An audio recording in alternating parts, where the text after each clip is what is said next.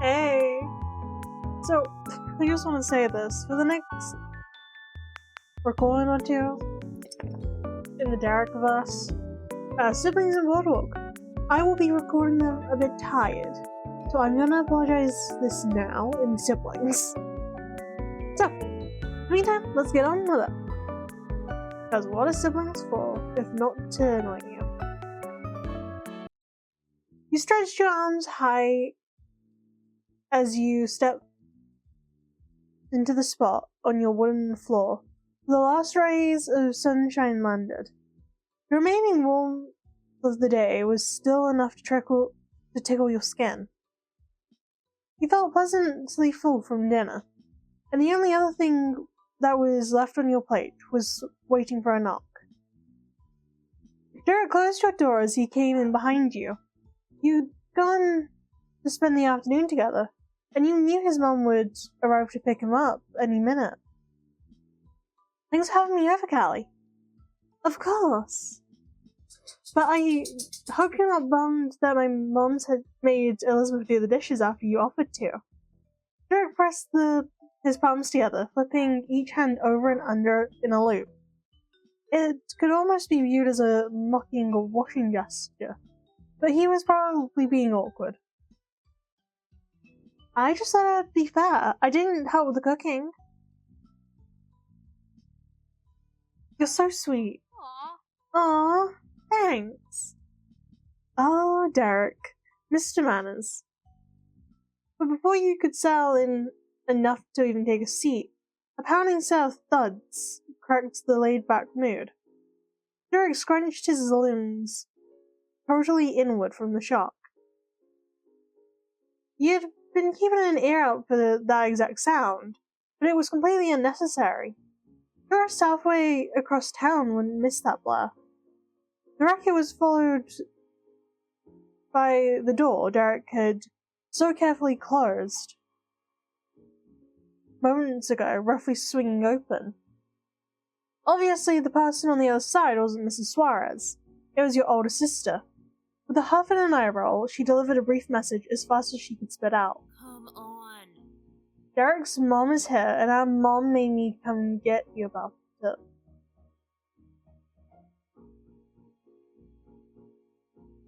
Thanks for telling us. She gave you another roll of her eyes, but didn't waste a single extra word on you. In one motion, she curled her fingers over the edge of the door, twisted it around, and yanked the door shut. The books and boxes on your desk shelves shook. Derek's teeth clattered too. He whispered through the grimace, Man.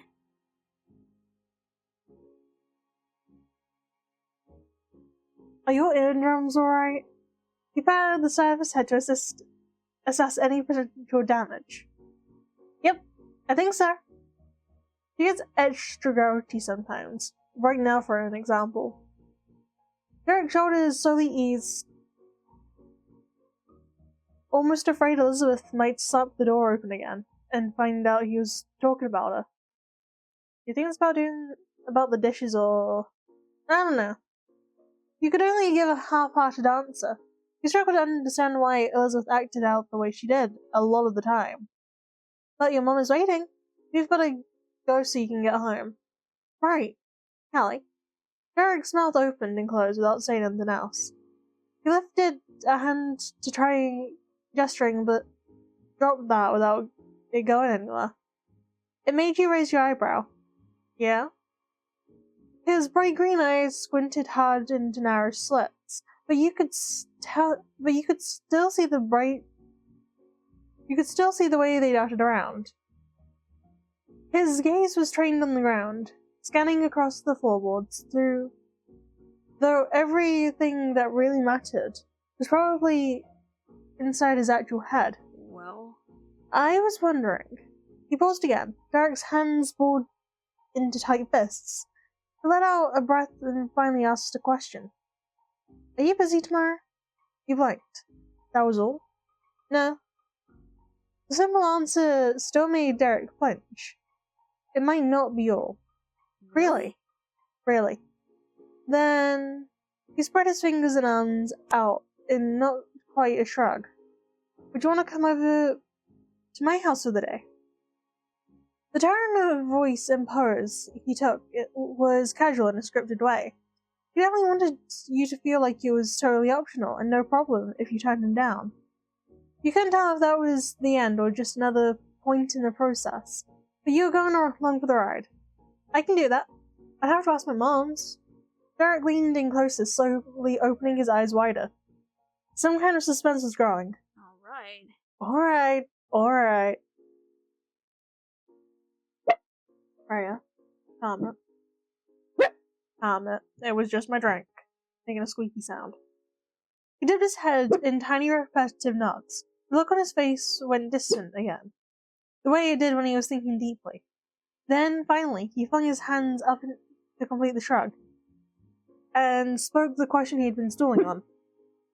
Would you want to come over tonight instead and sleep over? We could, camp out in my living room. It'd be fun, our own little party. Now the nervousness made sense to you. I know it's pretty out of nowhere. If you can't make it or don't wanna, or anything, I'm totally cool with it. I want to. Hopefully my moms will let me. Awesome. Come on, we'll ask right now. Yeah, definitely. My mom is waiting for us. The two of you left your bedroom and bounded down the stairs one after the other. Your warm greeting came as you hit the landing point of the first floor. Hello, Derek and Callie. Your moms and Derek's one mom were gathered in the entryway of the living room. Derek reached a hand out towards her and waved it. Hey, Mom! Hi, it's nice to see you, Mrs. Suárez.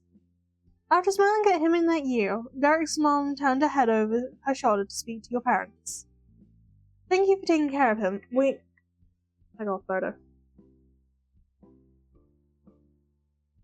Really, look. Look, it's Doggo. You're looking the wrong way. Look, it's Doggo. Oh, the dog is dropping the camera.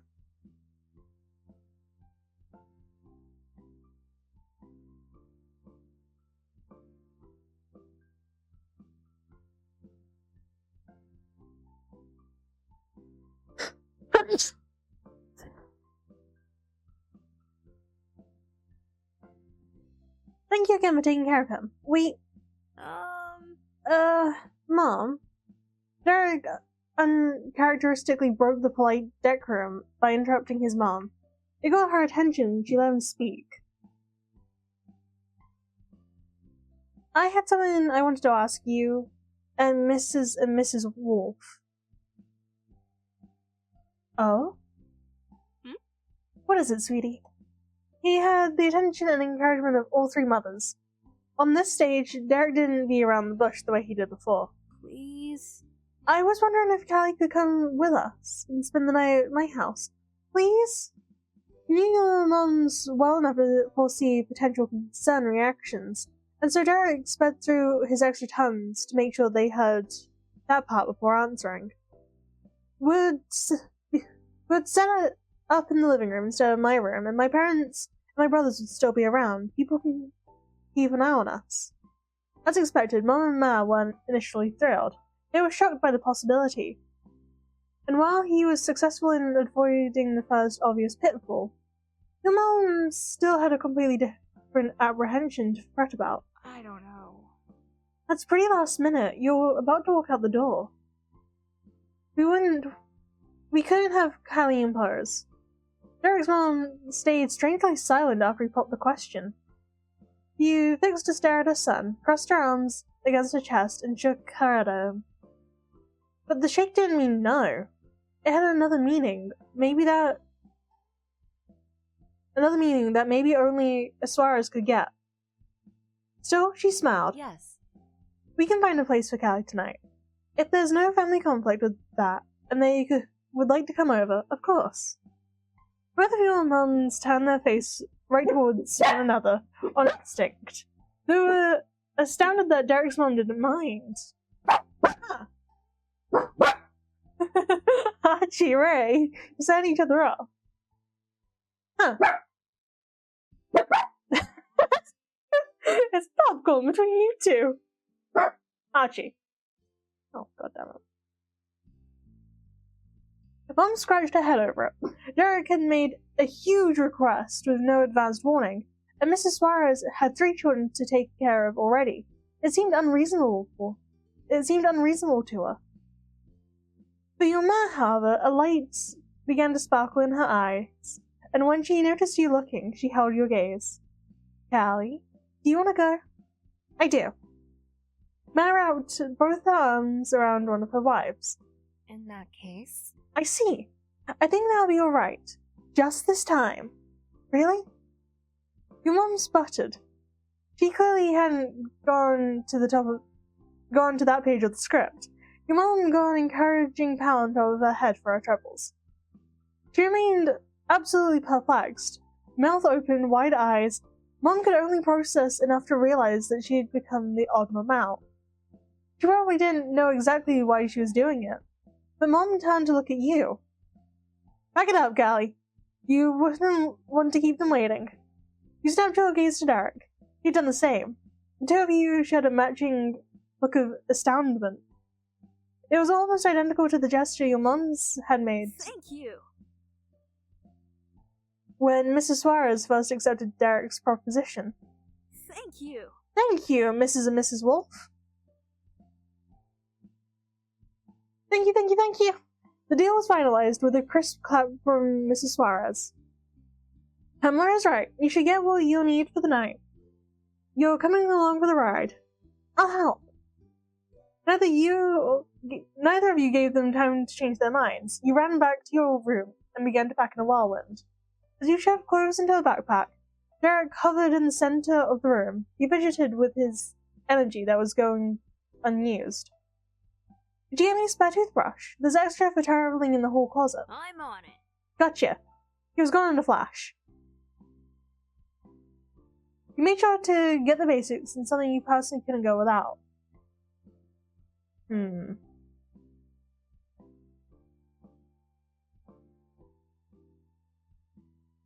feel like it's gonna get used, but portable gaming console.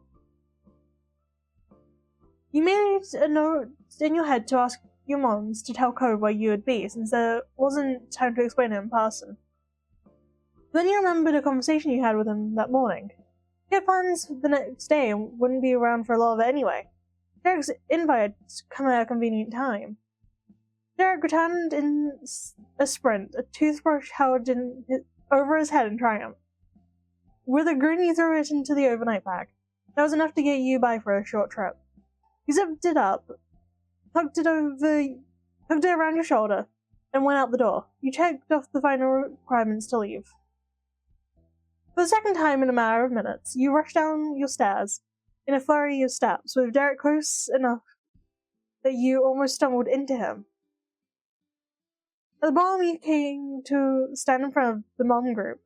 We're ready! Good night. Perfect. Good luck, kiddos. Have a great time. Gently, rhythmically, Ma ran her hand over your hair. All her precious hopes for your safety and happiness ebbed from her fingertips into you. Take care. Good night, Callie. Take care. I will, and thanks. Mrs. Suárez and Derek gave their own goodbyes afterwards. They returned to the minivan that had brought them here. And this is what the minivan looks like. It's basically a 8-seater by the looks of it. And you can obviously tell where Nicholas sits. And I'm pretty sure that's usually where Derek also ends up sitting. I presume Claude is either in the front or the back, leaving 2 chairs free. Right. I need to flip you. Hello.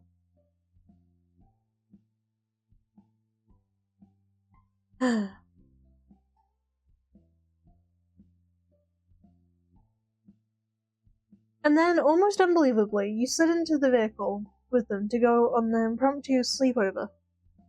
The chill of the squeaky leather against your hands and the persistent smell of animal cracker crumbs kept you grounded in reality.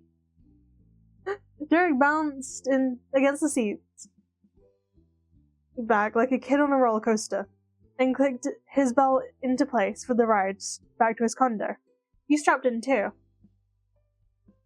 You never could have imagined the evening you were taking down this literal and metaphorical road, but you were eager to find out what would happen next. The sun continued to sink as Derek's mom drove down the highway. When you arrived at your destination, so at night, the condo complex was nicely lit up and well maintained. The three of you easily made your way up to Derek's house and went right in. Slipping her set of jangly keys onto the nearby wall hook, Miss Suárez called out into the hall from the empty living room. Well, hello! You embraced your ears for the second sibling-caused commotion of the evening that you knew would come. Derek's back! Nicholas tore out of his bedroom and thundered across the floor until he had his arms gripped around his big brother's legs. Even with all the force a 6-year-old Nicholas could muster, it was hardly a bump against Eric. He absorbed the impact calmly, giving his little sibling a pat on his head for his troubles. Yeah, we're back. The two remaining boys of the family came from the same room at a snail's pace in comparison to the first. But soon enough, Mr. Suárez and Jorge were with you too. Welcome back. Welcome home. Jorge rubbed a growing sleepiness from one eye. He took in the scene with undisguised confusion. Why? Why is Callie here? I'm sleeping over.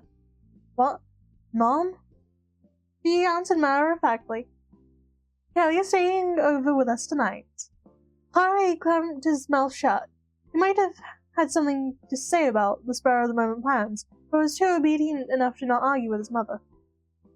Mr. Suárez, however, had a childlike glee in his expression. Oh, very good.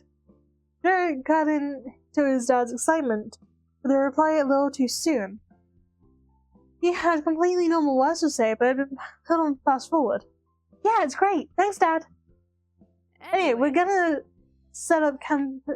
We're gonna camp out in the living room. Can we borrow the tent?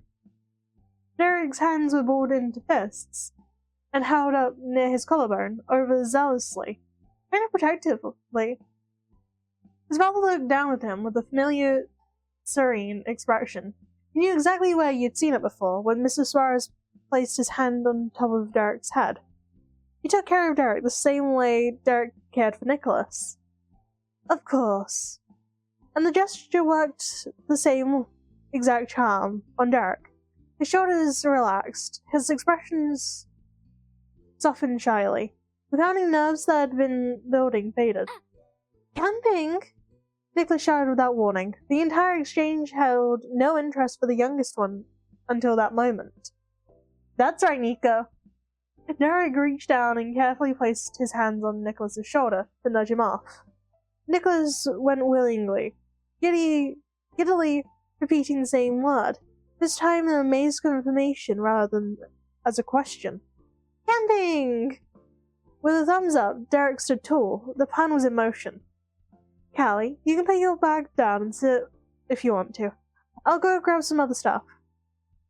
When moving past you, Derek took a second to lean in and whisper light-hearted reassurance. It's okay. The little bros will go to bed before we do. Mom's gonna be watching them tomorrow. You're not here to babysit the whole time again. Okay, cool.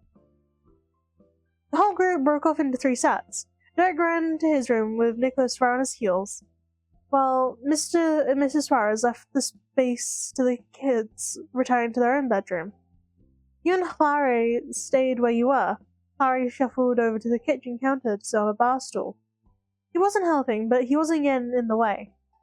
Harry was the most sensitive, and then he led on, and you made sure to smile reassuringly over at him. So he knew he was wanted there. His lips quirked just a little in response. Then you took your own seat on the couch and got to unpacking. The first thing you pulled out of your bag was your portable gaming console. You placed that on the coffee table for safekeeping.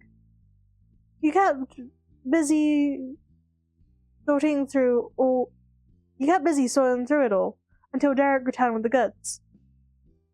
Two pillows were draped under each of his arms. He had a few brightly patterned blankets draped over his shoulders, and a rope loop of big nylon pack was hooked around one wrist. Nicholas supported the effort by carrying one long pillow.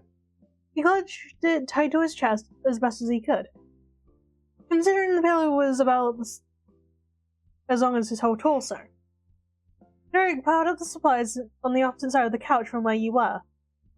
Nicholas opened his arms wide to let his pillow drop to the floor in a soft puff.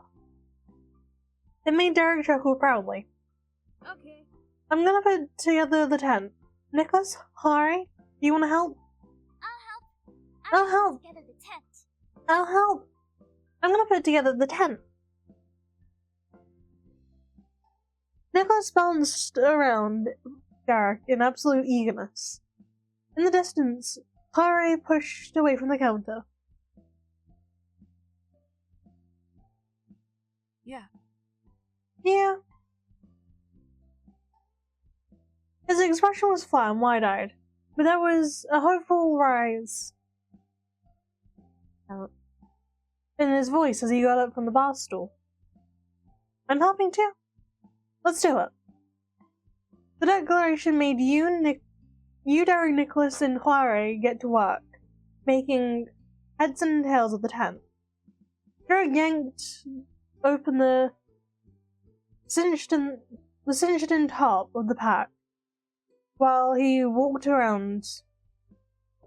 the furthest spot in the living room. Everyone followed his lead. He pushed the semicircle basket chair up against the edge of the counter wall so the tent could go there instead. Derek dumped the contents of the bag onto the cream rug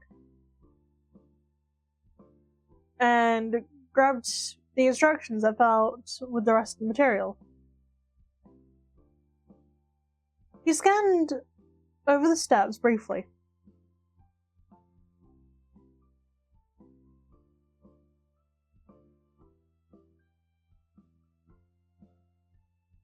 But it was only a refresher. Derek was able to get right into the process. Nicholas was assigned pole control. He watched the power, not letting any roll away, and would pass the tent leg over when they were needed. Stretching the fabric out, the rest of you, Harry, and Derek each grabbed a side and tugged. Derek had to squeeze himself against the tall potted plant in the corner. He snickered at the way the leaves curled around his face. Despite that, you got the tent laid out across the ground. The first time Nicholas got to pass the pole, it slapped against the wall in the tiny space you were working in. Harry covered his ears and ducked. Derek snatched the end out of the air before it could do any more damage. The little boy promised to be more careful. He got to keep his job and took it seriously. Piece by piece, the project slowly took shape until it was finally complete. The small, light grey tent sat in its full form, nestled in the nook of the living room. Good job, team. Alright, good job, everyone. As if he yelled into a cave, an echo of its words followed after. Good job!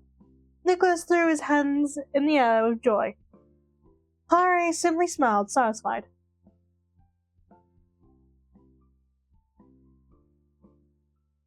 I'm impressed we didn't break it. Derek stuck his fists to his hips and gave the team an encouraging grin. Now we can actually do the indoor camping part of this camping living room campout. This living room campout. There we go. Derek strolled up to the cabinet in the corner. He pulled opened the translucent doors to fit around us on the inside.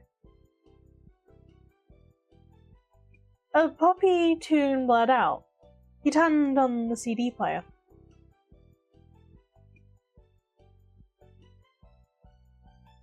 Nicholas slipped onto the couch and swung his arms in the dance to air.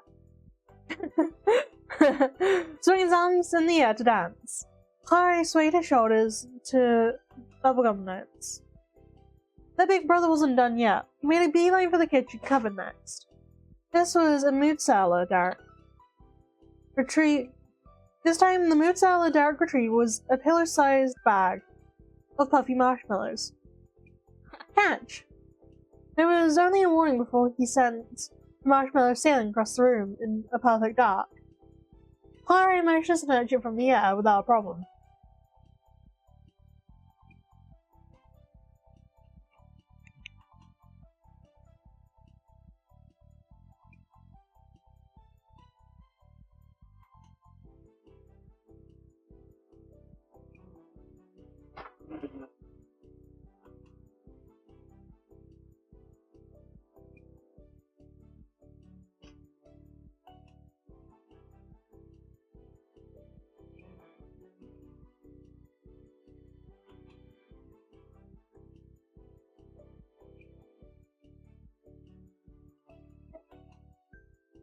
The top of the bag was twisted around and sealed with a blue clip. The open side was stretched from the process of twisting and untwisting repeatedly. It had been well appreciated so far. Harry undid the clip and set it aside on the coffee table. His tongue pressed against the corner of his lips as he dug his hand deep into the bag for just the right one. Nicholas darted over from the cushion into the bag to fill his tiny fist with 2 marshmallows. Crushed them between his fingers, the fluffy confection squeezing through the cracks. It really was a party. Derek put his hand on the cupboard handle and shouted to you over the music. You like marshmallows?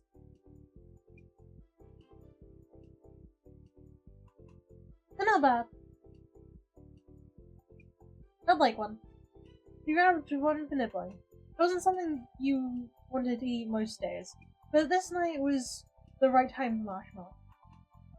The cupboard doors swung closed, and nothing was there to obstruct your view from the bright grin on face anymore.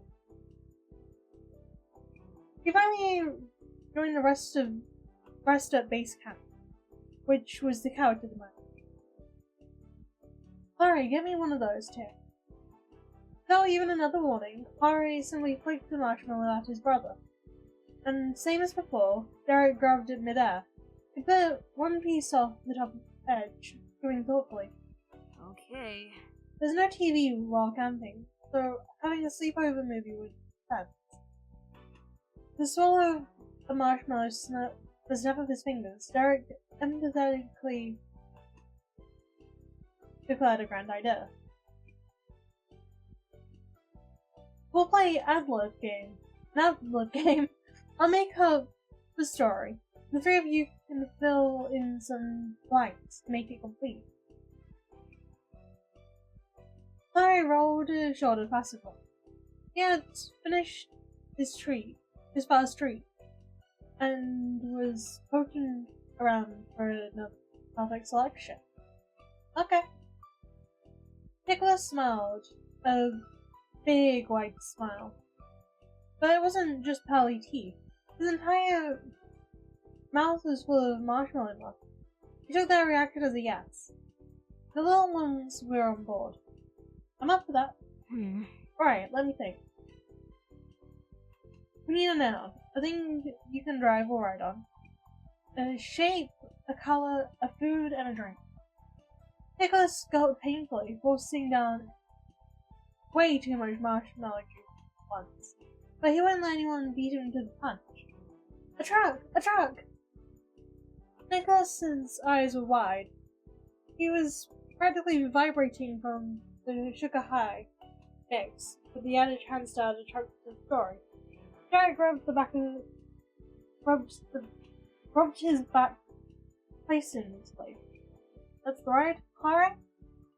The middle child plucked the last frayed plastic edge of the marshmallow bag. It might have taken him longer to come up with something than the youngest, but he did contribute to my deep blue. Cool, we've got a colour. Callie?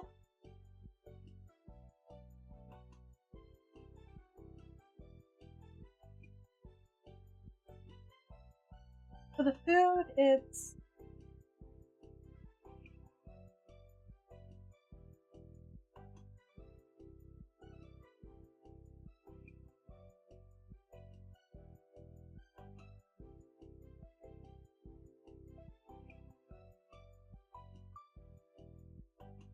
these people. Gotcha. He shifted his focus back to the boys. Derek's expression and the entire way he carried himself was different when speaking to him. It reminded you of a teacher interacting with his students. Sorry, Nicholas, give me some more words. Oh. Hexagon. Nice. Oh, good one. How's it shaped? Apple juice. Cool. Perfect. There's the drink. Derek continued to warmly watch over his little sibling. For the words he spoke with Callie, you're giving us the last one. Noun. Yeah, the noun should be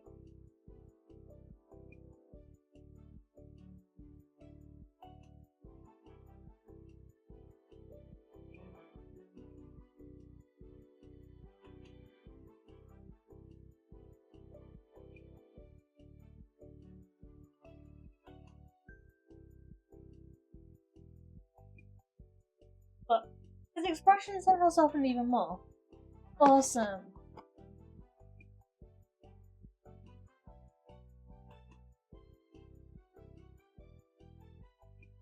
Derek pulled his chest back and folded his arms. He smiled. Brows angled and eyes squinted. Alright. I can now tell you the story of Baby Castle. Nicholas stammered. Nicholas stamped his feet rapidly to the couch. He was absolutely squealing from the premise alone. What? Baby Castle? Yep, that's right. In a big open field there was a stone fortress. That was Baby Castle. Everyone who lived there was a little baby. But they didn't need any adults. The greatest treasure was a giant golden book at the center of the courtyard. They were always vigilant to protect it from the greedy hands of grown-ups. Harry snorted. His mouth and cheeks began to pull upwards. Then, one day, someone came to the gates of the castle in their truck. It was a man, not a baby or even a kid.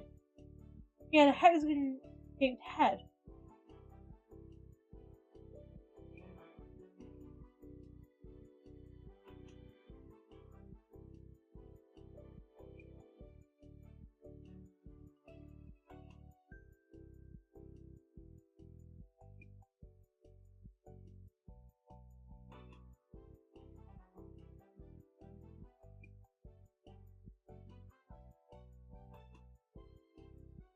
He had a hexagon-shaped head and a fancy top hat. He was knocking on the door, demanding to be let in. They were just babies and they needed supervision. It was a blue alert, and the guards were rushing to their station. The first line of defense was their cheese pizza catapult. It was loaded up, then fired. Bullseye. The cheese pizza knocked the top pad off his head, but the hexagon man wasn't deterred. He used his giant grown-up legs to climb over the wall. There was panic in the castle. He had to be after that golden book. Derek shifted his weight from foot to foot with precision. His hands had gone up in front of him, with his palms facing forward. He looked like the goalie of a soccer game. But But the babies weren't beaten yet. The square gun battalion lined up, as soon as the adult stepped foot onto the other side.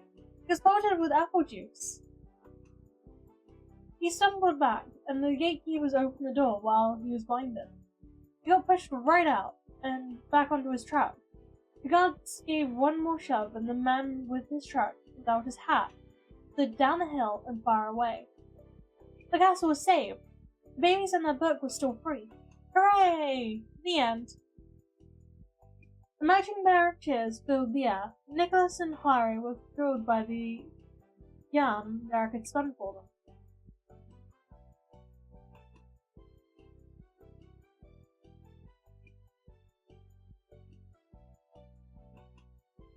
It was a pretty dumb story, but very cute how Derek could entertain his brothers.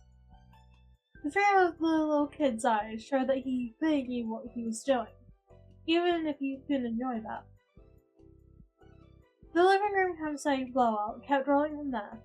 Derek turned the music up louder, making sure to skip any tracks that didn't fit the mood. Harry and Nicholas swung across the floor to dance. They threw marshmallows in the air and tried catching them with their mouths and see what. And when they got.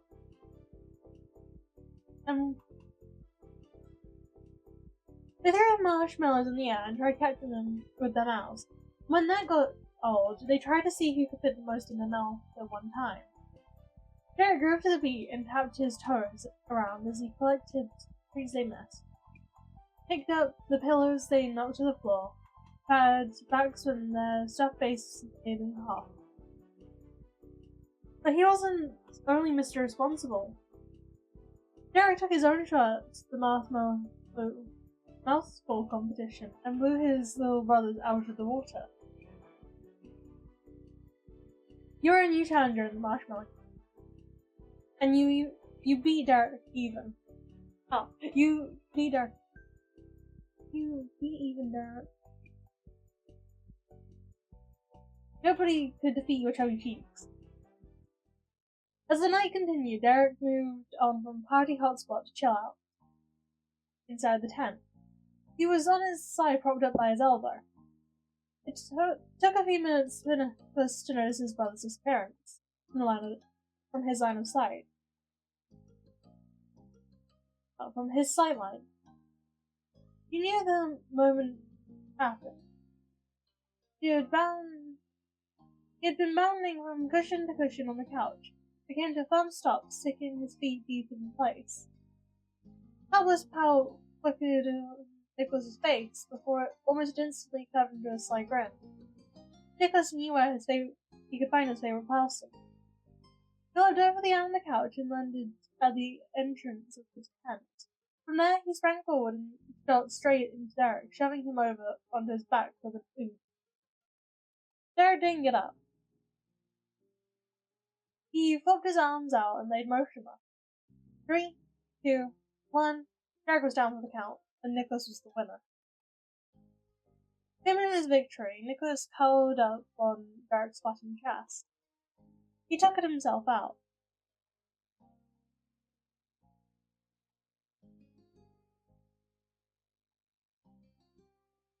He lay down on a blanket inside the tent.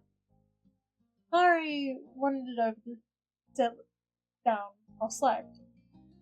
He had one shoulder in the tent, the rest of him was out. Derek's eyes drooped closed, and he heaved a satisfied sigh. Sheesh. I'm too old to keep up with you bros. You can party way harder than me. He could still muster enough energy to move a hand over his brother's fluffy marshmallow-specked hair. The little boy snuggled his cheek into Derek's jazzy mouth. Still cross-legged, Harry took hold of his ankle, and rolled himself gently back and forward. Childlike position, conflict how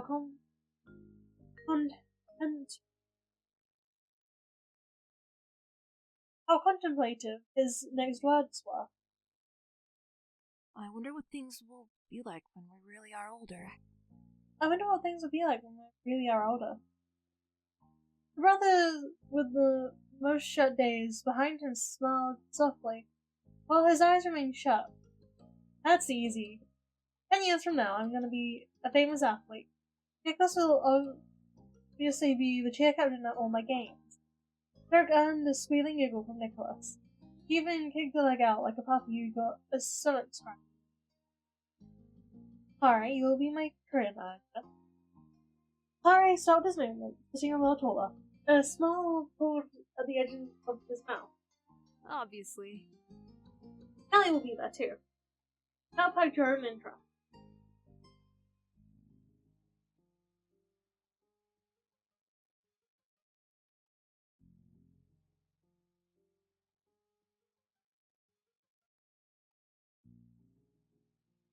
I'll take care of the merchandising.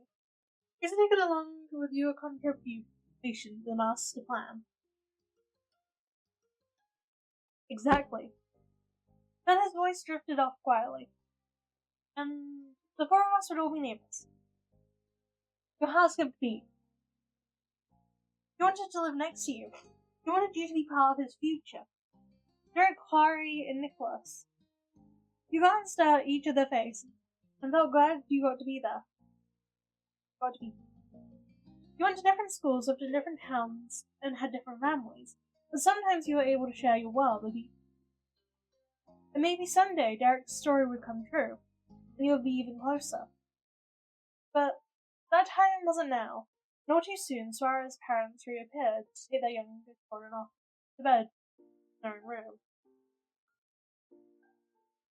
Despite nearly being asleep already, Nicholas grabbed Derek's shirt, even when his dad reached in to pick him up. Derek kept his one hand on Nicholas's head and pressed the other against the floor, slowly shifting into a sitting position. Nicholas's vice-like grip made it easy to do this without either of them walking over. When he was upright, Derek collected his little brother in his arms and shuffled out the tent. This is pretty cool, isn't it, sir? Usually I'm all the way in my room, but tomorrow, all you'll have to do is open the door and look down the hall, and I'll be there. Derek whispered soothingly on the path to the back bedroom, putting to bed not just the delicate bundle he carried, but the lightly resistance the boy would have put up. Harry trailed behind his other brothers. He didn't need the extra help, but Derek stood in place. He didn't move until the middle one could come up by his side. All together, the three Suárez sons went through the door. He waited in the living room quietly. Maybe a minute or two passed before Derek switched off with his parents. He came out empty-handed, and they went in. He took wide, tiptoeing steps over to the campsite.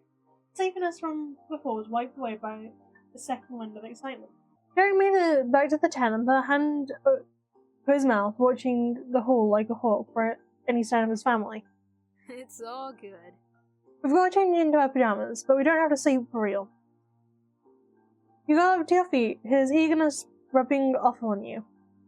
The both of you quietly bustled to the bathroom and living room, between the bathroom and living room, finishing all last-minute prep. Derek's parents lingered at the edge of the hallway until both you and Derek were completely set. PJs on, teeth brushed, the wax. Good night, Derek and Callie. Good night. Sleep well. Enjoy the great outdoors of the living room. Night, Mom. Night, Dad. Good night. Don't let the bed bugs bite. Mr. Suárez hid the light. The condo blinked into darkness. There were footsteps, silence, and the click of a door opening and shutting. His parents returned to their own room, this time to turn in for the rest of the night. With the opening and intermission over, part 2 of Derek and Kelly at home adventure out could begin. Derek went from sitting up perfectly straight, ready for non-existent interview, to dropping forward onto his stomach. He squirmed around using his elbows. The effort fluttered the tents and blankets, making a soft crinkling sound. When he had positioned himself facing you, Derek his head against the top one of his fists. He grinned keenly. The rest of his family might have been right across the condo, but this was still the first chance to talk just between yourselves since the sleepover started. He had been waiting for it. Hey, Callie. His cheeks lifted high enough to push up the bottom of his eyes as he whispered with a childlike sense of sharing a secret. So... I was wondering, if we were completely serious, what would you want to do in the future? Do you have, I don't know, a goal or a dream? Yeah, I do. Hopefully I'll be able to create things. I bet it would be amazing. I want to be very skilled. Same.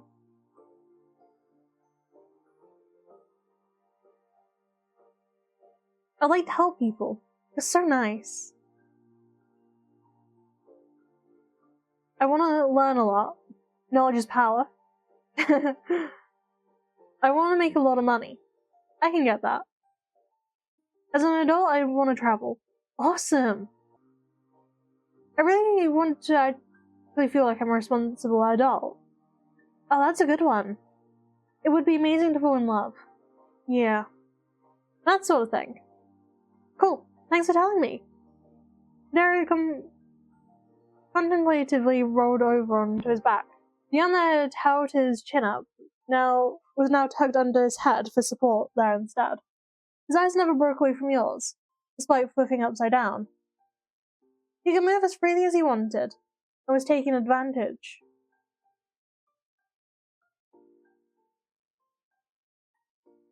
Of that. When his siblings were around, he had to work with 8 limbs and do heads thanks to Nico's literal attachment to him.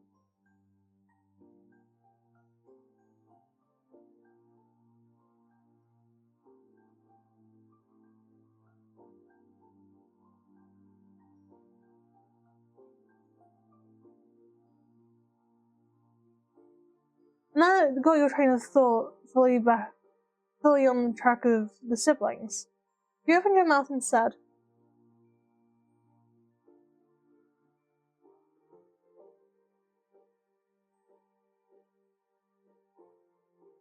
I wish I had a second big sibling. Derek made a valiant attempt to nod along from his lopsided position. Elizabeth isn't a super helpful role model. Sorry if that's mean. It's true. He covered his mouth with his free hand to keep his snickers from getting too loud. Do you ever wish you had a big sibling? His gaze trailed away from yours for the first time so he could stare at the tent ceiling. I don't think so. Maybe I've never needed a big sibling to look up to because I already had someone for that. My dad. Oh, that made sense.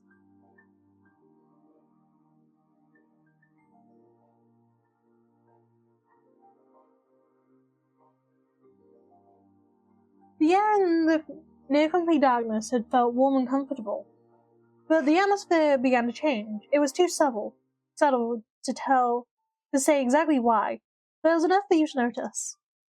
Callie? Derek reversed his position again on his stomach. His arms were crossed over the floor in front of him. He rested his cheek down against them. Derek's eyes were on the ground too. Was it annoying? Would it be weird to ask if you're having fun? Are you having fun? Yeah, definitely. He clicked his heels together in a rhythm, the soft taps from rustling of the blanket. 1, then 2, then a 3-4 in a quick succession, and repeated again. Derek mumbled into his forearm.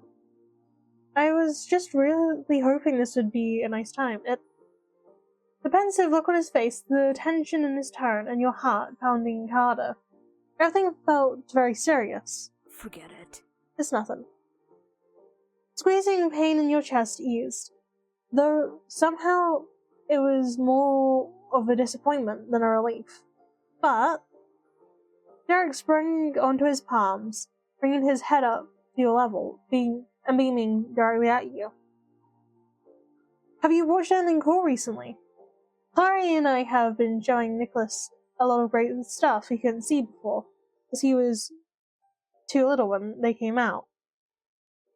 He had kicked the ball in a new direction and had too high of a defense for you to maneuver it back. But that was alright. You could talk to Derek about anything. You and Derek continued to bounce from topic to topic. You quietly spoke your thoughts out in the air while hidden away from the rest of the world in your camp. It went on through the night until, before you realized it, your eyes were opening to morning sunlight. But there was no peace in Derek's household. It's morning! After giving his war cry, Nicholas spiraled from his room and catapulted himself into the tent. Derek wrestled with Nicholas on the blankets in a tickle fight. It was a memorable way to begin the day.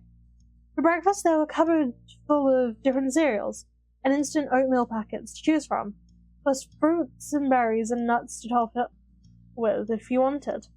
Each bowl was prepared to its owner's specifications, either by themselves or by Mrs. Suárez, for those too low to reach everything. You got chocolate cereal, and you added blueberries, you added raspberries, blackberries, strawberries. That was everything. You gotta make it somewhat healthy at least. Derek chuckled, blowing on the steam of his freshly cooked oatmeal. Glad someone's using that. You checked and he was right. Every Suárez had chosen oatmeal that morning. Well.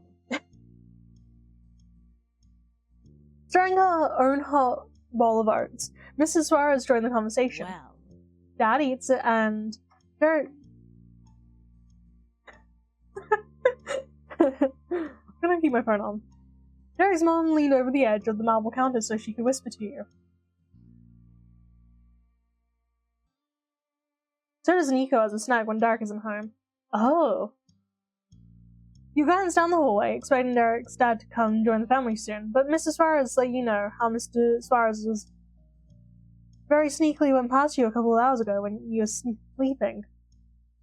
Derek swallowed a spoonful of peach oatmeal with blueberries to note how his dad had to commute. Derek's mom nodded before moving the conversation forward. I'll take you home in the evening. The young ones can stay with Mr. Suárez then. You'll have a peaceful ride. Your moms know it'll be a little late. We worked it out yesterday while you were packing. And I'll be out running errands until then. I will be bringing the kids. You two can enjoy your time however you choose. Is that fine? Is that fine? Derek stuck his spoon towards the ceiling and gave you a thumbs up from his bar stool. Yeah, that sounds good. Derek put his other fist on the counter. Double thumbs up. Soon he learned another new thing about Derek's family. His dad commuted very early, and all hands were tasked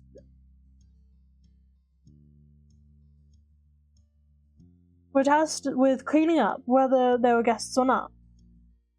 The five of you made quick work of breakfast. Then Mrs. Suárez, with some more assistance from Derek,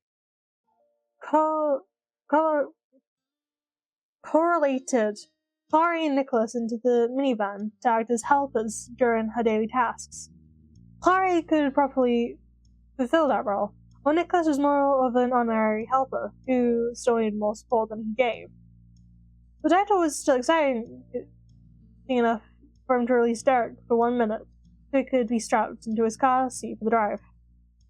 From one drop to another, you and Derek were left alone, put the living room back into its proper order. First, your belongings were collected and put aside to make sure nothing got mixed in with the other supplies. The blankets were stuffed back into Derek's room and the spare closet. Then any loose marshmallows that were discovered having escaped being devoured ended up on the floor, were thrown in the trash. Your campsite became a hollow shell of what it once was. It ended so quickly, but a short adventure in the grey outdoors of the Suárez living room was better than none. It was still a minor miracle that you got to come. You didn't forget that. Lastly, the two of you worked as a team to break down the tent itself. You scoped out each poles, retracted them to their smaller size, and began to get them packed away into the sturdy bag they came from the night before. While folding up one of the legs, Derek light-heartedly chatted with you. Oh man. I'm so excited. The whole day. We can do anything before you gotta go. Walk to the park, watch a movie, get food somewhere. If you were being entirely honest with yourself, the things he was suggesting and the way he said it almost made you think it was a date. But Derek certainly didn't claim it was. He hummed along with a bounce in his pose. He was having plenty of fun doing regular chores with you. The good mood was infectious. It's great. I was just thinking about how I was surprised my mum's let me come today. Out of nowhere, Derek twitched like he was hit by a bolt. His hands flipped over, protectively, and the pole fumbled out of his grasp. It clattered against the wooden floor. The sharp sound made Derek wince. He gave a meek apology while the leg rolled back against his sneaker, as fitfully. Sorry. Derek bent his knees and gripped his shirt edge on the way down before he reached out to pick up what he dropped. What were you saying? That was pretty off. You didn't miss the burning sign complete with warning sounds that something was up. You obviously wasn't comfortable, so you tried to let it go. I was just talking about my mom's. They're usually really strict about sleepovers. I can't do it out of nowhere. It's a planned thing. Having it be countdown in the living room must have helped a lot. He gave a bit of a shrug and scanned around for another piece to put away. We got lucky. Oh, yeah, that makes sense. They are like that. Derek fiddled uselessly with the dark grey rubber foot at the end of the pole. He was pretending to keep busy. You wondered if he remembered what the two of you were supposed to be busy with. It was going away whether you ignored it or not. Did you think they didn't like you, or that I meant something else? No. Forget it. It's dumb. It doesn't matter. He threw the words at you. It was final and way harsher than you expected from Derek. The sharp edge wasn't for you. That part was directed towards himself. You never slept over at his house before. That had been your guess for why it might have been a little awkward. But there was more to it. There was clearly more to it. You frowned. It's not dumb, I'm sure of it. His brows angled at the same height a bend. His brows angled at the same time a tight bend formed in the tent leg. The way he twisted it between his hands was too much for the thin piece of a pole. He didn't say a word. You can always talk to me about things, you know. He spoke confidently. He sealed his eyes and dropped the leg on purpose this time. Despite all the effort it took him to ask you to come in the first place, that paled in comparison to this. Suddenly, it seemed like he wished you were anywhere but right there. I can't tell you. Derek's voice was an important whisper. You think I'm the most annoying guy in the world. I'm the most annoying guy in the world. It was such a bad idea. It was sneaky and judgy. I shouldn't have bugged you, but I already did. It's too late. Derek's posture pulled closer and closer together as he spoke. His fists tapped against the front of his chest, and his knees bent inward. The pressure building inside was exerting a real force on him. What if you don't want to be friends anymore? The last part almost disappeared before you had a chance to hear it. He looked small and lost.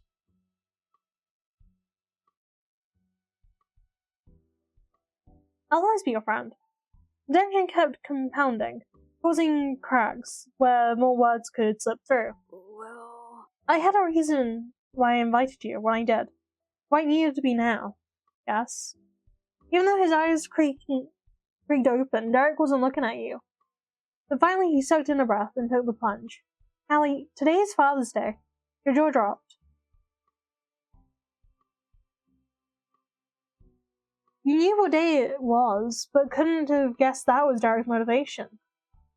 You could put it together immediately, and though you were still stunned, you could put it into words.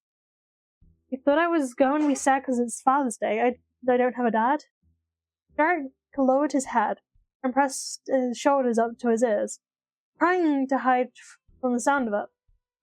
Well, I wasn't sure you'd be sad. I didn't know how you were going to feel about any of it.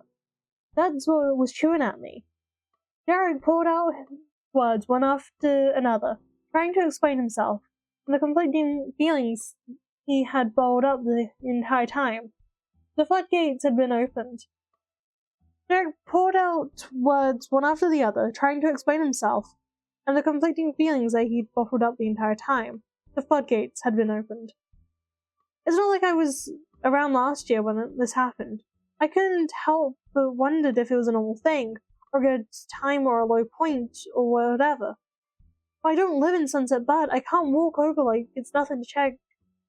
I had to come up with some other dumb way to be around. Derek's speaking pace slowed, but his blink picked up speed. His rapid flow of words went from explanation to admonishment. It was enough for him to choke on. But that's stupid, because if you actually wanted me to be anywhere near you today, you could have asked yourself. Your mums are great, better than most dads, and you've got Elizabeth too. Sorry. I shouldn't have made a whole big thing out of it, because I made stuff up in my head. I'm sorry. I'm really sorry. And then it went dry bone into silence.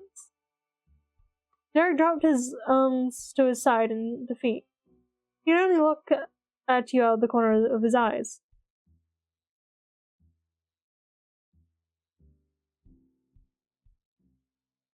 He was such a sweet guy. You hugged him. It just happened instinctively. You wrapped your arms around his shoulders. Derek's caution turned to confusion. Callie? His breath tickled your neck. After an extra squeeze, you let him go. You're really cute, Derek. Really? You're not gonna tell me to call your mums to get you and walk out of the door and never talk to me again? That's what you thought was gonna happen? Maybe? Maybe? I figured you'd at least say I'm a pain. Well, I'm not gonna do that.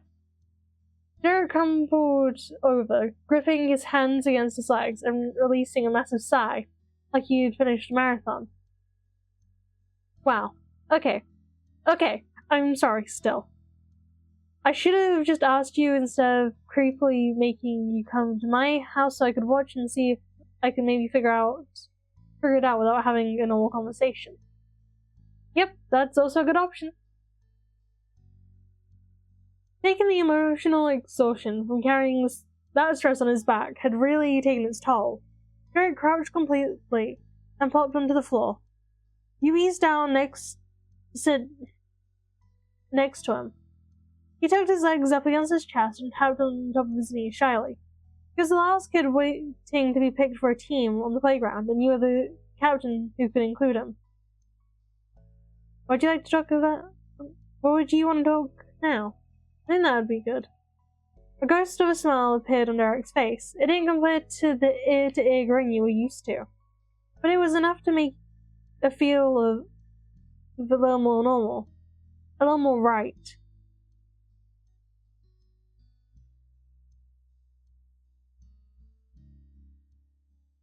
I could tell all by the ads that Father's Day was probably today.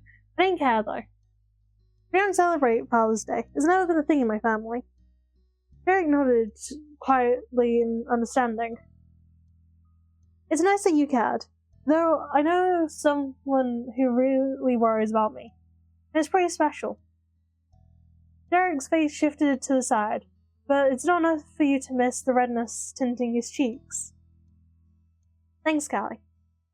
Derek waited there on the floor silently, jaw curled up in a ball. If there was more you needed to tell him, he wasn't going to miss it.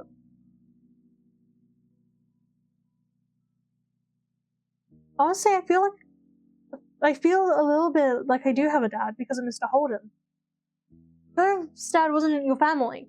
but he was an important figure in your life. When it came to ranking adults in your life, Mr. Holden might be the top 3 most impactful people. He'd spent 5 years trying to make you feel included. It was mostly for Cove's sake, but you weren't oblivious to that. The piece of your heart always hoped you mattered to him too. You're thrown from your quiet remissing by an entirely expected shout. That was almost half as startling as the signature covered surprise. Really? Cove's dad? Derek shook his head rapidly at himself. That was not a polite reaction. Sorry. Sorry. It's not all bad.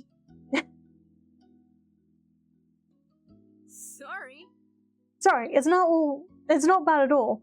I don't know a lot about Mr. Holden, but obviously you'd be way closer to him than me.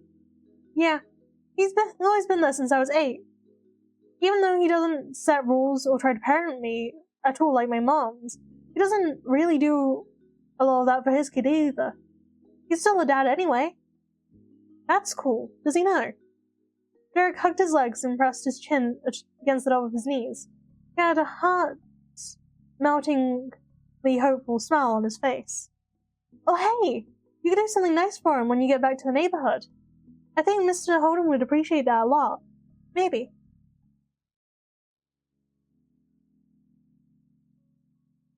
What's it like having a dad? Is it different to how it's like with your mom? Oh. His parents weren't here, but his gaze automatically went to the hall that led to Mr. and Mrs. Suárez's room. You had no idea what was on his mind, so you needed to wait for him to say it. Derek ultimately shrugged one shoulder and tilted his head back to you. It's kind of different. My mom is really a mom, and my dad's a dad. Oh yeah, now it all makes sense. Sorry. He scratched at his ear. Derek heard the way his words sounded, just as well as you did.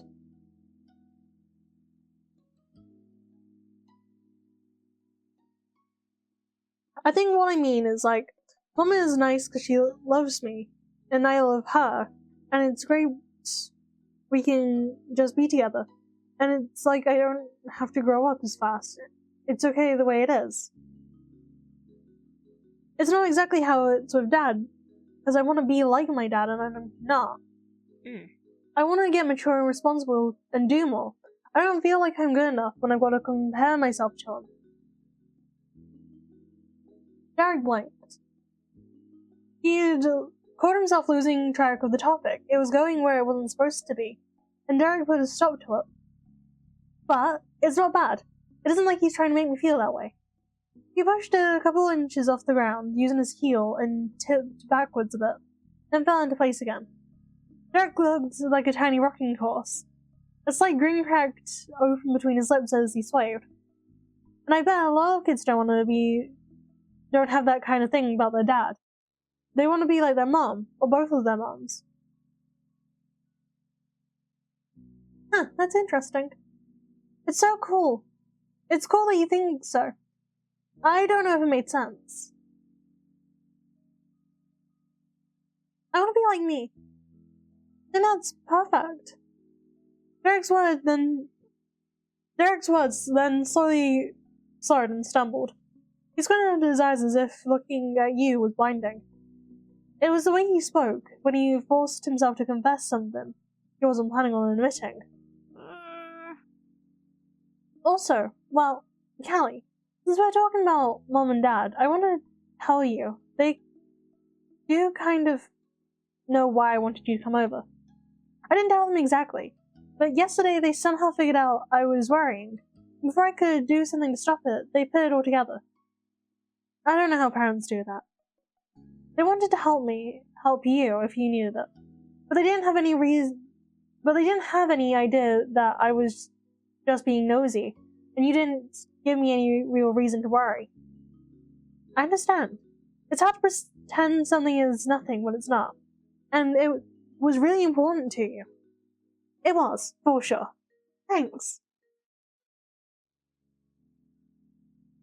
I hope doing this didn't ruin your own Father's Day celebration. No way! No way. He slapped a palm against the hardwood floor. That made the outburst even more startling. Derek stared at you with completeness. All he'd want is, again, a card sometime, and then my bros might get him good kinds of gifts.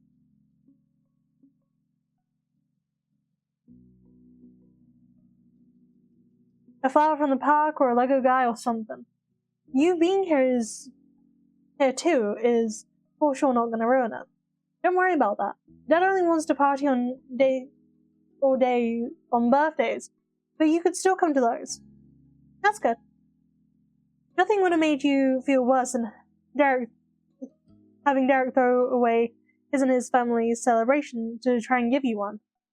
But it was easy to believe what he said. He wasn't placating you. Derek wasn't a liar. And even if sometimes he didn't tell you every thought and feeling in his head, he didn't say anything else. The thoughts drifted away from Derek and even from you. They floated across the condo, out the window, and off to the vast summer sky. As the silence settled between you, Derek plucked at his shoelaces and chewed on the inside of his cheek uncomfortably. When you felt the need to fix everything or make it all better, it was a major hitch, and when it was not your problem to solve. The air conditioner whirled in the background. Through your fuzzy feeling mind's eye, you could picture your mums and your big sister. Then your brain and body suddenly snapped together in full focus. Wait, what about Elizabeth? The mention of her name got the same instant reaction from Derek that you just experienced. His eyebrow lifted and his mouth formed a soundless "oh." She acts like she's over everything. I think I remember back when we were little kids, she would get mad on Father's Day. Maybe that's why she was so aggressive yesterday. She didn't have friends who were coming over, or anything. Her mom's had work. And now I'm gone too. Derek looked hard at the front door. Did he expect her to walk through, or was he planning on running over to Sunset Bar to check? I had no idea. Shoot. I thought there might be a chance of that.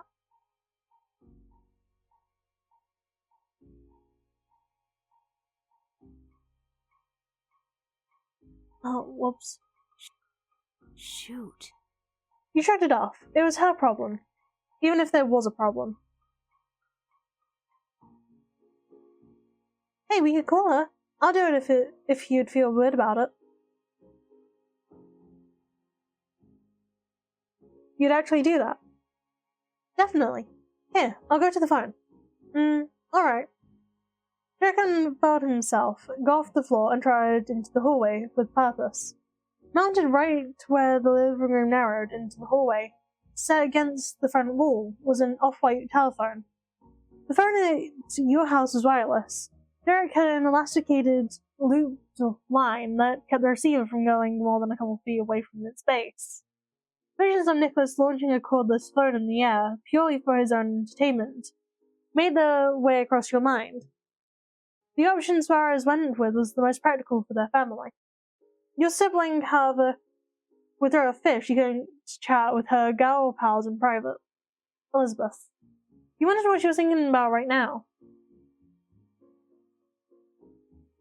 But you wouldn't have to imagine for longer. Derek didn't waste any time punching in your number. He had it memorized.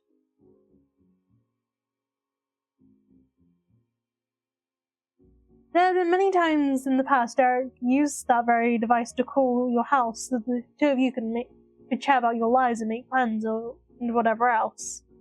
You'd end up on the other side of things. Everyone's got to watch him go through each motions he used to connect with the wolf home. He stood back with his back perfectly straight and pressed the phone to his ear as he waited for the solitary person miles away from where he was, who could answer on the other end. Awkward seconds ticked by, one at a time. You could barely hear the ring coming from the receiver bouncing off the hall wall. But then a widening smile pulled all the way across Derek's face. He had picked up the phone. Hey, Elizabeth. It's Derek Suárez. Guys here at my house. As chipper and polite Derek tried to be, there was an obvious strain in his voice. He tugged a finger through one of the rubber-coated loops and twisted the stretchy phone line over and under, until it wrapped all the way around his wrist to the top of his hand. On the tip of his hand. Did he do that when he was talking to you? What's up? I was wondering how things were over there. You silently attempted to fill in the other half of the conversation based on how he was reacting and what you knew about your sister. She was definitely asking what on earth he was calling her for. No. Immediately got harder to grasp context. Elizabeth probably loved another question. There could have been anything from, is Callie dead? Did you have a nice sleepover? Wink wink. Derek's wide, panicked eyes gave you the impression that it wasn't going well, whatever it was. The words on the tip of his tongue were swallowed like a bit of pill. He glanced at the wall in front of his face and did nothing. Derek, what happened? Derek sighed deeply and clicked the receiver into the base with a limp-wristed nudge. He directed an impressive, unimpressed stare at the phone. Fortunately for him, Derek couldn't send that look over the phone line, even if it hadn't been dropped. When Derek turned to face you directly, he fought against his defeated appearance with falsely casual shrug. She hung up. That's not a surprise. Was she annoyed by you calling her? She was annoyed it was cool. That's not a surprise. She was annoyed it was you calling her, right? It didn't help. But she sounded pretty bothered before I even said anything. Basically, she told me that unless the police, firefighters, an ambulance, or your moms needed her, then I should talk to you. Tell you to talk to her when you are at home. I don't know. And she didn't want to tell me anything. Oh. A crease began to form on your forehead. Your sister wasn't happy, and you couldn't shake the horrid feeling that it wasn't just her usual bad attitude. The whole felt cramped, and you were suddenly uncomfortable being surrounded by these walls. Derek watched you helplessly, his fingers tensed, clenching, and splaying again. A moment passed, then he let out a heavy breath. He wasn't powerless anymore. I've got a plan. I have a plan. You do? Derek sprang through the living area and into his bedroom. The clatter of drawers opening and papers flying came through his open door. He slowly stepped to the edge of the hall to try and glimpse at what was happening on the other side of the condo. He soon came bounding back out again, clearly successful at something. Derek had tossed a colorful stack of folded pamphlets across the surface of the coffee table. He jogged over to meet him there. You couldn't tell what they were for from a distance. Let's bring the party to Elizabeth. These are bus schedules and stuff. I've only got to look at what times they are and we can leave. How do you think of that so fast? He chuckled mischievously. You know what I say, it's good to be prepared. And I did wonder about this kind of thing before. I can't drive. But what if there was an accident or another emergency or whatever? I need to be someplace right away. I already knew a lot of public transportation stuff because of that. Derek began to shuffle the papers around and he flashed you a bright grin. But I didn't think I'd be putting this out so I could go see Elizabeth of all people. Derek laughed light-heartedly over the joke. The words didn't feel very breezy to you. That was because, if he was being honest, it wasn't about your sister. He'd spent time studying to get to Sunset Birds for his friends, for Cove, and for you. With you and him living away from each other, and not going to the same place, going to the same school, sometimes it seemed like maybe you stopped being a piece of his life once he left your town. This proved to you that you definitely didn't disappear for Derek. He cared about you, even when you weren't there, and you could count on him even more than you'd known. While you were stuck inside your own head, Derek had his nose in the brochures. He rested his palms on the table, but fervently scanned the timetables and rambled more about his scheme. There isn't a direct line to Sunset Bud. It's kind of a small place. We can take a bus to a real station and then get on a smaller shuttle for tourists. Derek's hand was lifted and then hit smooth surface under him, making a solid smack sound. He was done searching. His gaze flicked up to you. His gaze flicked up to your face. Is that okay? Yeah. Alright. We can leave a note for Mum about what happened, or... Derek picked up the pamphlets, sticking them in the crook of his arms. He twisted his head behind him, but whispered to you covertly over his shoulder. If it makes you feel better, we might be able to get back before she even knows. We should tell her. Yeah. One sec. Derek dashed to the back room with all the bus schedules in his arms.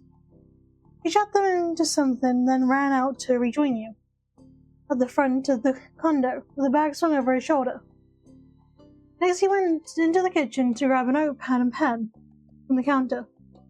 He helped up on his tiptoes to lean over it and scribble a few rows of explanation on the paper. He jabbed the button to retread the pen nib with his thumb and sat down alongside the note. Let's go. Let's do it. Right. You scooped up your own backpack and the two of you locked the now empty apartment behind you. At a brisk pace, Derek led the way out of the condo complex and down the city sidewalks. You had to weave through crowds of people making their own way across town. Most of them were much older and taller than you were. Between the mass of strangers and the immense skyscrapers bearing down on you from all sides, you felt like a very small part of a far bigger world. You took Derek's hand. He wrapped his own fingers around yours and held it tight. That gave you the reassurance you hoped it would. You're in this together. You pushed forward until you reached the nearest bus stop. A group had already gathered in the same spot for the same purpose. Derek didn't fight to reach the front of the pack. He just kept to the fringes. He waited for anywhere from 5 minutes to 50 minutes. It was pretty impossible to keep track time accurately when you felt every single sluggish second hit you like a brick. No matter how long it actually was, there was enough time to think. A part of you had felt as though you couldn't possibly seriously get on the bus and go back to Sunset Bud without any of your parents. That just wouldn't happen. That was probably why you went along with Derek's impulse as quickly as the idea had struck him. But reality hit you like a bus when the actual bus had turned the corner and came your way. You gave Derek's hand another squeeze. He responded by tugging you a bit closer to him. The massive vehicle hit its brakes and slowed to a halt. The door opened to let those out who had arrived at the destination, and accept new riders. The crowd jostled together and filtered through and from this door. You and Derek were at the tail end of the group. You had enough change in your pocket to pay for the fare. Derek flashed a bus pass for his entry. The city bus was overflowing with people as the streets were. You had to shuffle a while, pan your legs to the side to get through the aisles without knocking into the arms or legs of other passengers. There was barely enough space to breathe. Even summer days had never been more miserable. You couldn't even find seats that were side by side. Instead, you had to settle for 2 aisle seats that were across the way in one diagonal row from each other. That meant you had to let go of Derek, which is the worst of all. The automatic door creakily swung closed. You rocked as the wheels began to turn.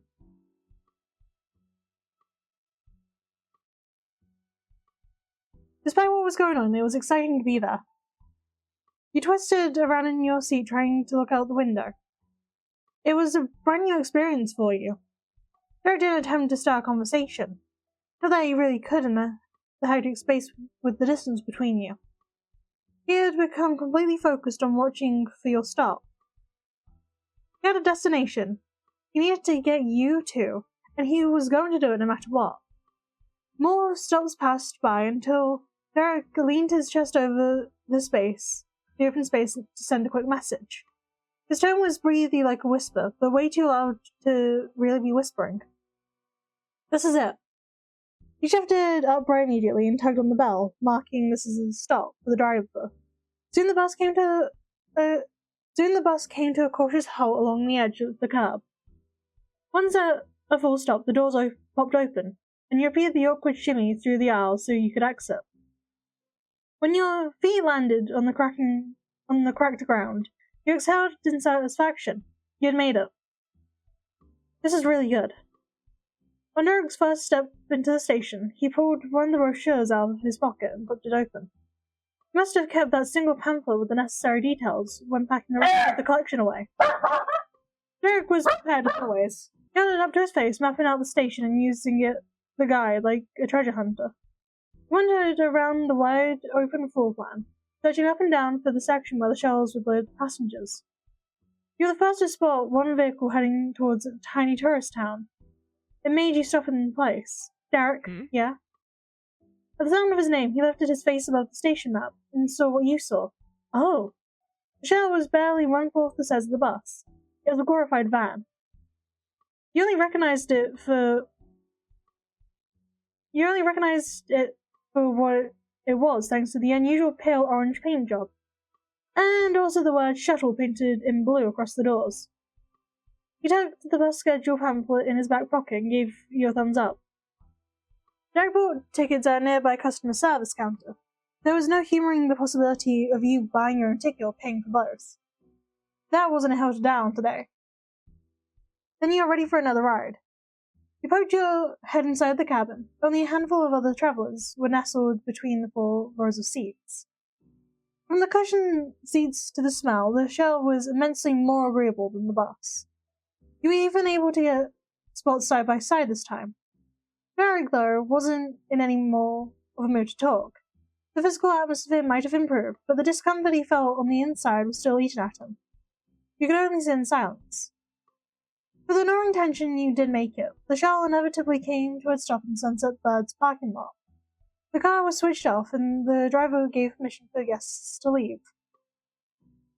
While the other riders leisurely shuffled around bags set by their feet, readjusted their hats, you and Derek hopped right off into freedom. Derek took a couple stumbling steps after his leap from the car, and then stood in place. He watched for your move, counting on your guidance to finish the journey. It was time to switch roles. Sunset Bird was your turf, not his. You must have spun in a circle, scanning the area for clues as to which way of the marble big flat, mostly empty parking lots you would land in. When you swung back around, you got a glimpse behind the shell and spotted the corner of the grocery store. You couldn't have been closer to home. My neighborhood isn't that far from here. This way. You stuck out your arm with a finger pointed directly towards the main street, but you were positive was through the distant row of bushes. Nice! Awesome! Nice work, Callie. He made a break for it and launched across the back top. You ran with him. There was no time to lose. Derek was so fixated, he might accidentally leave you in the dust if you didn't push yourself. You got out of the parking lot and dashed down the sidewalk you had seen a million times before. From there, it was a turn into the residential area. Before you knew it, you'd arrived at the top of the hill on your street. You were so close. The decline of road propelled your steps even faster. Derek almost crashed into you when you both dove towards the entryway of your house. You caught yourself by bracing your hands against the front door. It took a second for you to separate your stinging palms from the wood so you could get your key out. You got in the lock, found the key, and pulled. Finally, huffing and puffing, you stumbled inside. You were home. After everything, you almost didn't know what to expect when you laid your eyes on the scene. But it was your living room. Exactly how it was every day of your life. Not a single thing was out of place. The low hum of the fridge was the only sound. Elizabeth clearly hadn't torn the house apart in an emotional rampage, although you didn't know what her own room looked like. Hallie? You snapped your head at the sound, and there she was, standing on the first step of the stairs. Elizabeth. Her mouth remained open despite not saying anything else. An eyebrow was arched high on her forehead. Hi.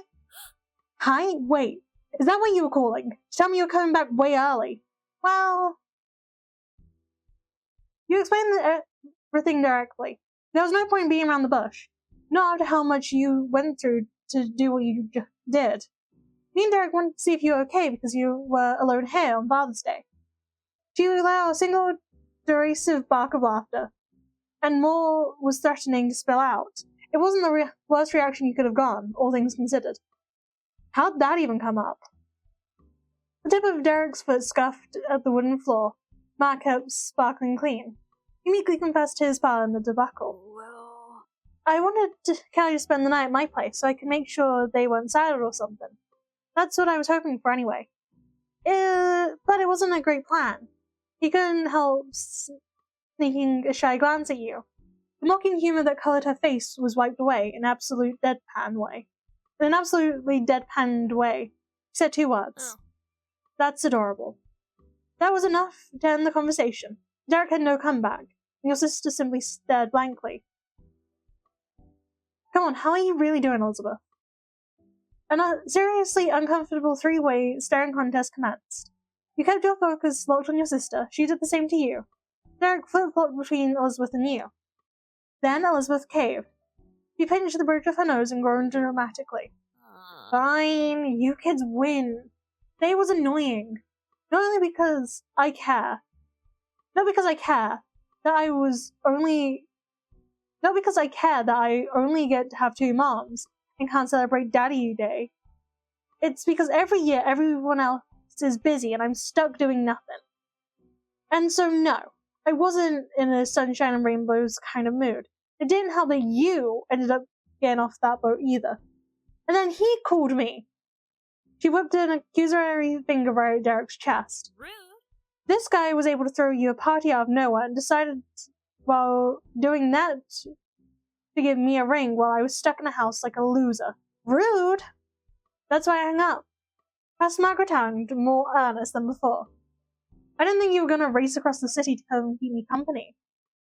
That kind of affectionate teasing from your older sister warmed your heart. It was special and all the discomfort was worth it.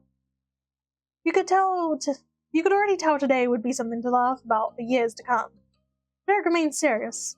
He blinked in rapid succession and mustered up the will to continue with his regretful appeal. Elizabeth? I'm really sorry for not thinking about this more. Elizabeth cut that right off. She swished her hand in front of her face, trying to physically bat away Derek's sentiment. No. Don't be. Please, save your energy. She settled the tips of her fingers against the center of her forehead, other hand resting on her hip as she darted out to the side.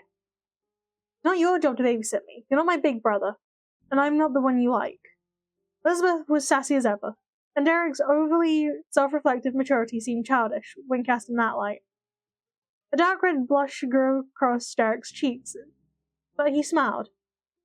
It was a good reminder that he demanded a lot more from himself than others did. As for the first time, your sister praised you and Derek, huddled together, sweaty and frumpy from the journey. Oh dear, where are my manners? I've got guests and haven't even offered them a drink. She shrugged one arm while sashaying over to the kitchen, opening the fridge. Not very politely, Elizabeth shouted while sticking her head to the chilled shelves. What do you want? Thanks. Just water, please. Thanks. Tropical juice mix. A water and tropical juice. She set a bowl of water and a pound of tropical juice promptly on the counter along with 2 glasses. Elizabeth poured a glass for herself and filled the glass of tropical juice for you too. One more time, Elizabeth, the demurred hostess she was, shouted at you from the kitchen. Come and get it! She punctuated the statement by bumping the fridge door shut with her hip, then walked back to the living room, taking a sip of her juice. Derek took it upon himself to pick up both of your drinks. Went straight to the kitchen, grabbed the drinks, then returned to offer you yours. You accepted it from him. Thanks. It made your sister snicker over the rim of her glass. Her gaze stayed on you while she lowered herself slowly down to sit on the floor. You shared a look with Derek, but ultimately joined your sister on the ground. The three of you arranged yourselves in a small circle shape, each with your little drink in hand. It almost felt like being a kid in kindergarten again. Elizabeth lifted her cup out over the center of the group. Come on. To this auspicious occasion, cheers to us. As sarcastic as her tone was, the fun she was having was genuine. To us. Cheers. He thrusted his own drink out in celebration before bringing it back towards his chest. He lifted off the cap of the water bottle and gulped down about half in one go. Derek idly wiped at his mouth when Elizabeth asked a flat question. How did you actually get here? Is Miss Suárez idling in her minivan outside there? Is Miss Suárez idling in her minivan out there? Derek's reply was perfectly cheery. After the long way there, his spark was finally coming back. Nope. No. We took the bus. A bus. And a shell. None of the buses go right into Sunset Bird, but we made it. Well, obviously you can see that. Okay. Another question. Are you gonna be completely grounded for this? We left a note for my mom. She'll understand. This was an emergency. Or it could have been one. Huh. We were on a mission. Elizabeth rested her eyes shut and took another long sip of juice. I won't tell our moms. Thanks. That's cool of you. Let's make Father's Day cards. What? We can still celebrate the holiday. I want to make our moms and Mr. Holden cards. That's a great idea, Callie. Yeah. I'll do it. The three of you ran around the house gathering supplies and dumping them on the living room floor. Stickers, markers, and stacks of construction paper were littered all around you. You added decorations and a message for your Father's Day cards. Elizabeth wrote in a note in cursive, and Derek added a smiley face. You really felt like a kid again. It was a nice time, and it resulted in the two lovely homemade cards. When you were really finished, Elizabeth spoke up. All right, you've got to go. She stretched her legs and arms, spreading out wide. Being bored all day is going to be the least of our worries. If Mums come in and you've magically appeared in the living room. Yeah, it's time to leave. Thanks. She snatched up the card for your moms and waved in her hand. I'll make sure they get this after you come home for real. They'll never know you were here. And I'll leave delivering this card to you. She slid the card for Mr. Holden across the floor towards you. Eyes narrowed, looking between you and Derek. Enjoy what's left of your little sleepover. Derek's mouth opened fruitlessly, and then he closed it again. He didn't know what to say to that. Finally, he waved and chirped out a generic farewell. Bye, Elizabeth. See you around. He gave her a hug. Elizabeth rolled her eyes in staged annoyance. She couldn't take the smile off her face, and she ultimately returned the gesture, wrapping her arms around your neck. Goodbye. Bye. With your mission accomplished, the two of you returned to the wide-open world. Hey. Hey, would you want to give the card... the one for Mr. Holden? Our ride isn't going to be there right this second. So if you want to make sure you got it today, we could do it now. Oh. Paused in the street as you thought over the suggestion. You and Cove would be out celebrating Father's Day with Mr. Holden. At least he was away before. It was possible they had returned home. I guess we could chat. If he's not home, I'll try to give it tonight. Let's do it. The newly selected pit stop was conveniently staring you right in the face on the other side of the street. Derek trotted forward, pressed a finger to the doorbell, and placed his hands on his hips while he waited politely for a response. You joined him there. Your luck hadn't run out yet, because the door swung right open, and standing there was the man in question, the long-time neighbor, Mr. Holden. Oh, those shades are amazing. He lifted his sunglasses off his face and greeted you both with a welcoming grin. Hey, Callie, Derek, how are you? This is gonna be great. We're good, Mr. Holden. Things are going well, I'd say. There was something we'd like to talk about. Absolutely. Oh? I'm intrigued. Come on in. He beckoned you in with a hand and turned his beaming face over his shoulder down into the living room. Hello, your friends are here. Derek opened his mouth and lifted a pointer finger and shuffled inside after Mr. Holden. Actually, you went through the threshold too. Try not to let the man or situation get away from you. Wait, Mr. Holden, you're the person I needed to see. The effort to explain was in vain. Mr. Holden's high spirits had taken his head right into the clouds, and your words couldn't reach him. He readily dropped his glasses on the side table and made a pleasant conversation while he waited for his son. You've got good timing. We were out at the house until about an hour ago. I went fishing with my boy. Yeah, we were down at the pier. Cove casually joined in as he came through the hall. Hey, there he is. Hey, Callie. Hey, Derek. What's up? What's up, Cove? I'm visiting. Right. Oh. And Cove, how's your cut doing? The one he got on his finger? It's all healed up. Cool. Yep. Thanks, Derek. It wasn't only his tone of voice or expression on his face. Everything about Cove's demeanor was completely relaxed. Mr. Holden, meanwhile, was still radiating more warmth than the sun. You got the distinct impression that the two of them must have had a fun Father's Day adventure together. With all the blow-ups Cove must have been through with his father, there was something extra special about that. It was such a relief. You cared for both Holdens. The happiness together was equally shared by you. Mr. Holden was able to take his focus off Cove long enough to catch you watching. For that second, he frowned. Callie, if you ever wanted to come along for these kind of things, I'd be happy to take you, and the slow stumbling words betrayed Mr. Holden's awkwardness on the subject. You're having flashbacks to Derek's hours before when the entire event started.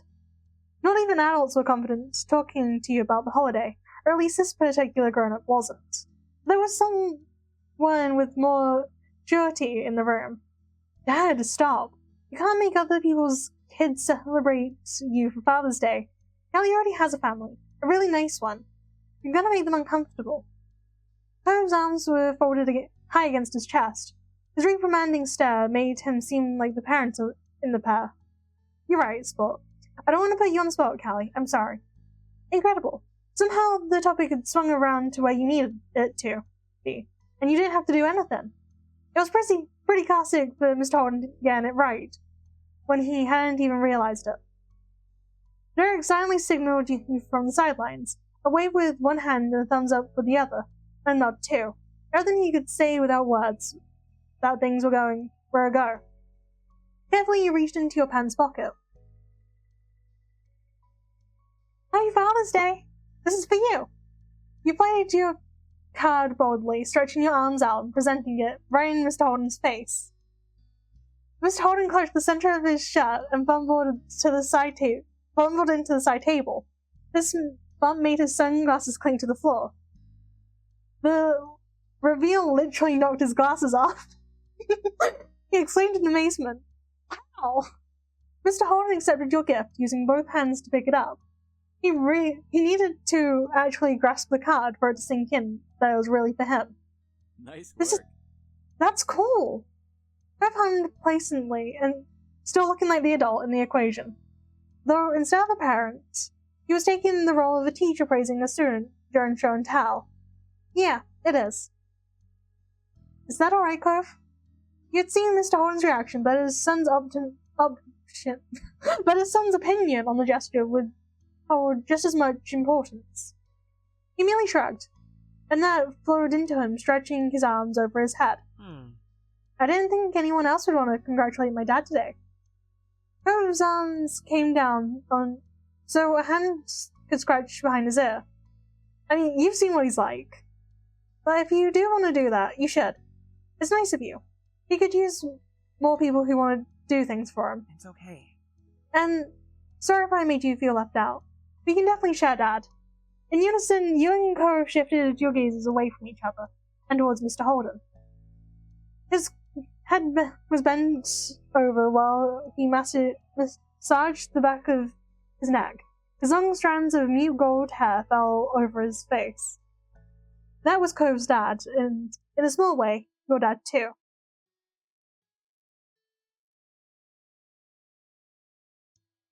Well, he doesn't have a lot of competition in the dad department, he joked. Yeah. That's better than nothing. Out of the corner of your eye, you caught a glimpse of Derek throwing his hands up in a cheering gesture. The celebration of your success was dramatic as it was silent. You done a good job. Thanks for letting us come over. We do have to go back, though. Of course. You're busy people. Take it easy. Bye. Yep, it was awesome. Bye. You were on top of the world when you strolled back out on the street. Even if it was only for a few minutes, you got to have Father's Day with Mr. Holden and Co. That was so good, Callie. Thank you. I think it was too. From a totally normal evening to a living room campout to a grand commute home to being accepted by the Holden family, and all without warning, it was enough to leave you breathless. That followed immediately by That was followed immediately by an entirely different type of being out of breath. You and Derek made another mad dash to catch your ride home. You did not want that detour to miss your shuttle. The pale orange 12-seater came into sight, parked at the far edge of the lot. You and Derek got your tickets to ride and hop on. A few scattered tourists in their sun hats and floral patterned shorts were seated throughout the cabin. The small number of people in this space still felt cramped because of the limited room in the car. You could smell that sunscreen in the air. In a slow, curving motion, the shell pulled out. Derek sat rigidly, silently tapping his pointer fingers against the top of his knees for the entire trip. No words were exchanged by anyone, except for a few rules and updates mumbled out by the driver. People were tired from their own long adventures out in the world. You could only imagine what strangers were sharing, and the strangers sharing the shuttle had been through, while barely audible acoustic guitar tracks played on the radio. Eventually, the shuttle arrived, and each person went their separate ways, except you and Derek, who stayed by one another's side of the pair. He navigated the station with the maps he had kept tucked in his back pocket as guide. And finally, you sat down in the deep blue, well-worn fabric of a city bus seat, the last ride. When the bus pulled out this time, Derek wiped his brow with his wristband.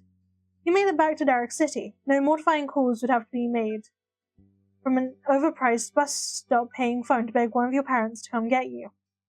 Derek slipped lower in his seat and stretched his legs out in the aisle. The bus wasn't half full, so making a little extra room for himself wasn't getting in anyone's way this time. On the outside, the sun was still dipping under the horizon, giving the air relief from its sweltering heat. It all came together to make the metal tube of public transportation less suffocating, virtually incomparable to the experience you had at the height of the afternoon. Now it was safe to relax. Phew. Good job, us. He shouted with a mixture of relief and fulfillment. Like you had just been on an 8-hour shift at a serious adult company. It was an honest day's work. I think this was the best Father's Day I've ever had. Derek made a big show of swallowing his hand nonchalantly, which was pretty much completely precluded it being a casual gesture. The grin on his face couldn't even pretend to be unaffected. He was thrilled. I try. No worries, Callie. Siblings look out for siblings. And he looked directly at you. Friends look out for friends. And I know that I can count on you to help me out with the bros when I need it.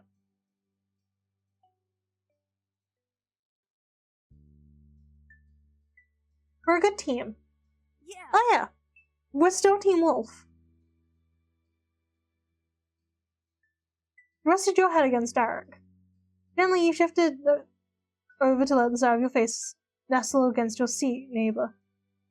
Derek's eyes fluttered closed with a sweet sigh. You were snuggled in for the final leg of the journey, and all you had to do was wait. There were soft vibrations in the back of the bus. It slowly went up your spine and all the way down to the tips of your toes. During the ride, before, the sensation had frayed at your nerves. Now it was soothing. With every stop that passed, your eyelids grew heavier. If yours wasn't just the fourth one down the line, you might have fallen asleep. You and Derek were the only ones who got off at that point. The two of you hopped from the front door of the bus, onto the sidewalk. Derek gradually retraced the familiar path you'd gone with them, matching step for step. It was peaceful, and with how you had been dozing off, it almost felt like walking through a dream. Finally, you arrived at the Suárez condo after a long, eventful afternoon, away. You might not have lived there, but seeing that door made you feel welcomed and safe. Derek clicked his keys into the slot and pulled the handle forward. All traces of sleepiness that had lingered in your eyes were instantly wiped away. Derek unavoidably tripped the wire on a mini explosion. Derek's back! The condo wasn't nearly as empty as it was when you left. The whole rest of the family had arrived before you. They were gathered on the couch and bar stools except for Nicholas, who had jumped on his feet to launch himself at his brother. His short arms circled around Derek's legs. This was an interaction that had happened dozens, maybe hundreds of times before. That was a hallmark of their own unique sibling relationship. Derek fulfilled his part of the tradition and stroked Nicholas's hair. At the same time, he offered the rest of his family a laid-back greeting. Hey! Good evening. Good evening to you both. Hi. Welcome. Welcome back. There was a knowing glitz to her tone and crook in her smile. Did you have a good trip? Clutching securely between her fingers was a piece of paper. You didn't have to think too hard to guess what it was. The note you'd left explaining what happened. What a day. Yes, what a day. It's best you were able to spend time with your family. His parents were both completely content. You had their full support for going on an adventure. Thanks, Mom. Thanks, Dad. It was good. Derek gratefully replied to his parents, while sneaking a warm gaze at you. Agreed. Wonderful. Wonderful. Nicholas simply held tight to Derek's jeans the entire time, happy he was there and totally unaware of what the older people were talking about. Holloway stood in between his parents with his arms pressed to his sides. He had been listening with amusement. His thin eyebrows furrowed, pinched, and passed. Now what? Now what? Mrs. Suárez snickered cheekily, resting her actual cheek against Mrs. Suárez. I hate to say it. Well, I'm sorry to say, you better turn right around and go back the way you came. It's time to bring Kelly home. Don't worry. I'll drive. Oh yeah. With a wink and a grin, Derek scratched the back of his head. He chuckled right along with his mom. You had a great time staying with the Suárez family, but you are very much looking forward to seeing your own moms and being reunited with your siblings after a humorously short time apart. There would be plenty more moments of fun and laughter to come when you were. Thanks, Derek. It was truly an occasion worth commemorating. And there we have it. Siblings. We only have one more Derek moment, and we'll be ending step 2 very soon. Quite sad. But thanks for staying with me on this long journey. I'm glad that we got to stick around. I'll catch you in the next one. Bye for now!